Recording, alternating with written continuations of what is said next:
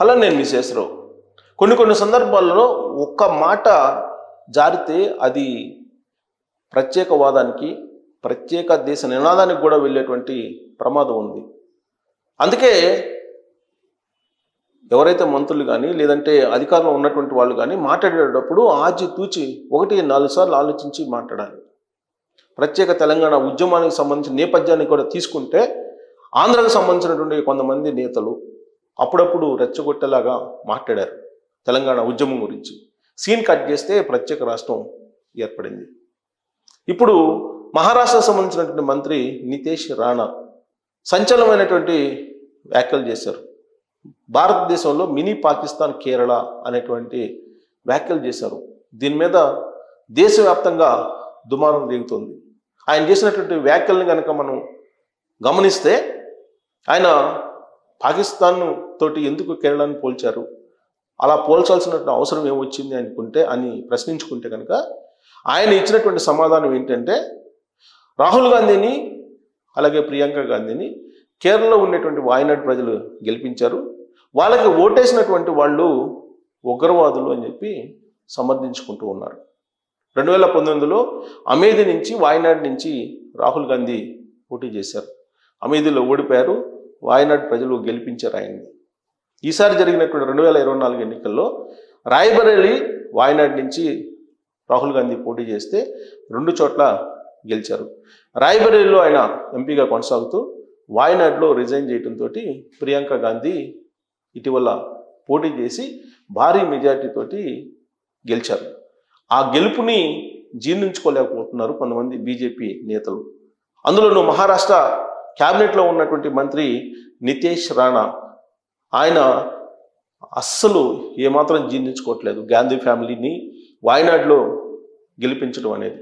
అందుకే అక్కడ ఉన్నటువంటి ఓటర్లను ఉగ్రవాదులతోటి పోల్చారు. ఆ రాష్ట్రాన్ని మినీ పాకిస్తాన్ తోటి పోల్చారు. అవి పెద్ద దుమారాన్ని ఇప్పుడు రేపుతూ ఉన్నాయి దేశవ్యాప్తంగా. ఇప్పటికే సున్నితమైనటువంటి దక్షిణ భారతదేశం అనేటువంటి అంశం అప్పుడప్పుడు ఫ్లేవర్ అవుతుంది. ఈ దక్షిణ భారతదేశం నినాదాన్ని ఒకప్పుడు పవన్ కళ్యాణ్ గారు కూడా వినిపించారు. సంస్కృతి సాంప్రదాయాలు గౌరవించట్లేదు ఉత్తర భారతదేశానికి సంబంధించినటువంటి నేతలు. ఎప్పటికప్పుడు ఉత్తర భారతదేశానికి సంబంధించినటువంటి నేతల ఆధిపత్యం దక్షిణ భారతదేశం మీద కొనసాగుతుందని చెప్పి ప్రస్తుతం డిప్యూటీ సీఎంగా ఉన్నటువంటి పవన్ కళ్యాణ్ గారు 2019 ఎన్నికలకు ముందు చేసినటువంటి కామెంట్స్ ఏ సందర్భంలో చేశారంటే తమిళనాడులో జల్లికట్టు అనేటువంటి ఆట అది సంక్రాంతి సందర్భంగా ఆడుతూ ఉంటారు. దాని మీద కేంద్ర ప్రభుత్వం అప్పట్లో నిషేధం విధించింది. ఆ సందర్భంగా దక్షిణ భారతదేశం యావత్తు తమిళనాడులో జరిగినటువంటి జల్లికట్టు అనేటువంటి ఆట సంస్కృతిలో భాగం. దక్షిణ భారతదేశం యొక్క సంస్కృతి సాంప్రదాయాలు ఉత్తర భారతదేశానికి సంబంధించినటువంటి లీడర్లకి అవగాహన లేదు. అందుకే కేంద్ర ప్రభుత్వం వివక్ష చూపిస్తూ నిషేధం విధించింది అనేటువంటి ఒక చర్చ అప్పట్లో నడిచింది 2019 ఎన్నికలకు ముందు. అప్పుడు పవన్ కళ్యాణ్ గారు చేగువీర అలాగే కాన్షీరామ్ మాయావతి వీళ్ళ భావజాలంతో ఆయన ఉన్నారు. 2019 ఎన్నికలు అయిన తర్వాత మోడీ అమిత్ షా భావజాలంతో హిందూ మతాన్ని సనాతన ధర్మాన్ని ఆయన భుజాన మోస్తూ ఉన్నారు ప్రస్తుతం. కానీ 2019 ఎన్నికలకు ముందు మాత్రం దక్షిణ భారతదేశం ఉత్తర భారతదేశం అనేటువంటి ఒక గ్యాప్ అయితే ఉంది, వివక్ష చూపుతుంది. ఢిల్లీలో ఉండేటువంటి ఉత్తర భారతదేశానికి సంబంధించినటువంటి లీడర్ల వ్యవస్థ అనేది అప్పట్లో వినిపించారు. అంతేకాదు వాస్తవంగా దక్షిణ భారతదేశానికి సంబంధించినటువంటి అంశాన్ని పదే కేసీఆర్ గారు కూడా అనేక సందర్భాల్లో తెర మీదకు తీసుకొచ్చారు. తెర మీదకు తీసుకురావడంతో పాటు దక్షిణ భారతదేశానికి మొత్తానికి తానే ప్రతినిధి అన్నట్టుగా దక్షిణ భారతదేశాన్ని యాత్ర కూడా చేశారు. అలాగే మహారాష్ట్రలో వెళ్ళారు, హర్యానా వెళ్ళారు. దేశీయ నేతగా కేసీఆర్ గారు కూడా అనేక సందర్భాల్లో ఫోకస్ అయ్యారు. అయితే దక్షిణ భారతదేశం ఉత్తర భారతదేశం అనేటువంటి వ్యత్యాసం అలాంటి నినాదం ఇటీవల కాలంలో మరొక అంశంలో కూడా వినిపిస్తుంది. అదేంటంటే నియోజకవర్గాల్లో పునర్విభజన. వాస్తవంగా జనాభా నియంత్రణ అనే ఒక నినాదం ఒకప్పుడు. ఆ జనాభా నియంత్రణ చేయాలనేది భారతదేశంలో కేంద్ర ప్రభుత్వం ఆదేశించింది. ఆ జనాభా నియంత్రణను దక్షిణ భారతదేశం మొత్తం కూడా పకడ్బందీగా అమలు చేసింది. కానీ ఉత్తర భారతదేశంలో దాన్ని అమలు చేయలేదు. సీన్ కట్ చేస్తే 2 దశాబ్దాల తర్వాత దక్షిణ భారతదేశం యొక్క జనాభా అనూహ్యంగా పెరిగింది. ఉత్తర భారతదేశం యొక్క జనాభా అనూహ్యంగా పెరిగింది. దక్షిణ భారతదేశం యొక్క జనాభా అనూహ్యంగా తగ్గింది.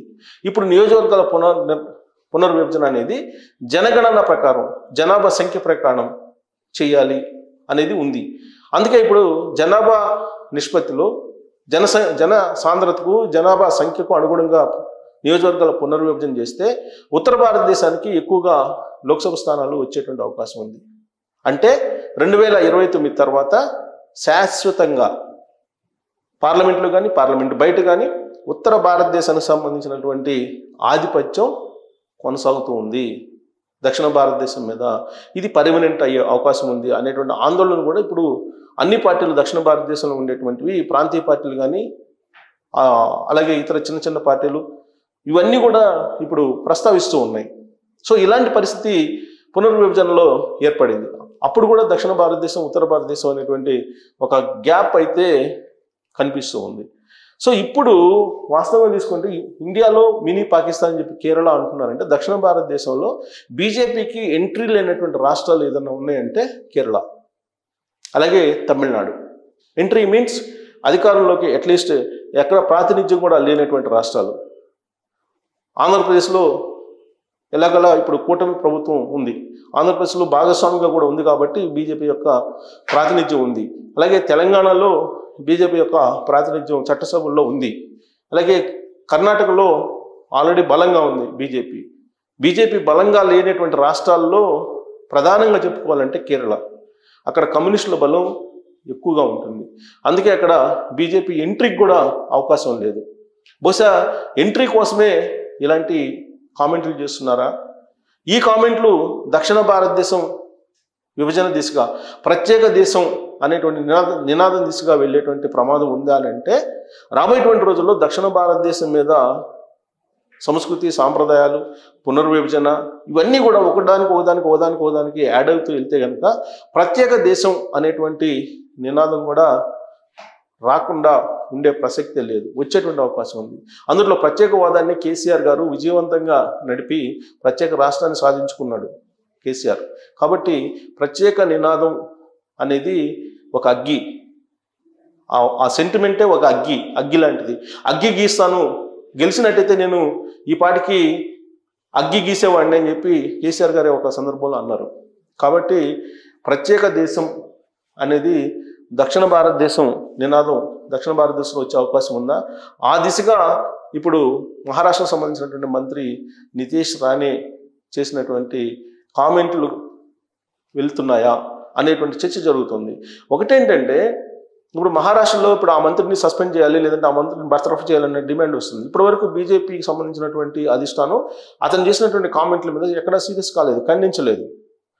పోనీ బీజేపీలో ఉండేటువంటి అక్కడ ముఖ్యమంత్రి ఏమైనా ఫడ్నవీస్ స్పందించారంటే అది లేదు. సో కాబట్టి ఇది మరింత ఫ్లేవర్ అయ్యి ప్రత్యేక దేశం దిశగా ఈ కామెంటు వెళ్ళేటువంటి అవకాశం ఉందా అని అంటే, కొన్ని సందర్భాల్లో కొన్ని మాటలే దేశ విభజనకు కూడా కారణమయ్యాయి, అలాగే రాష్ట్ర విభజనకు కూడా కారణమయ్యాయి.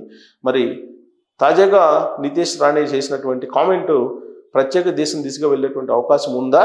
ఉత్తర భారతదేశం యొక్క పెద్దలు దక్షిణ భారతదేశం మీద అడుగడుగునా వివక్ష చూపిస్తున్నారా అనే దాని మీద కామెంట్ రూపంలో మీ అభిప్రాయాన్ని తెలియజేయచ్చు. Thank you very much.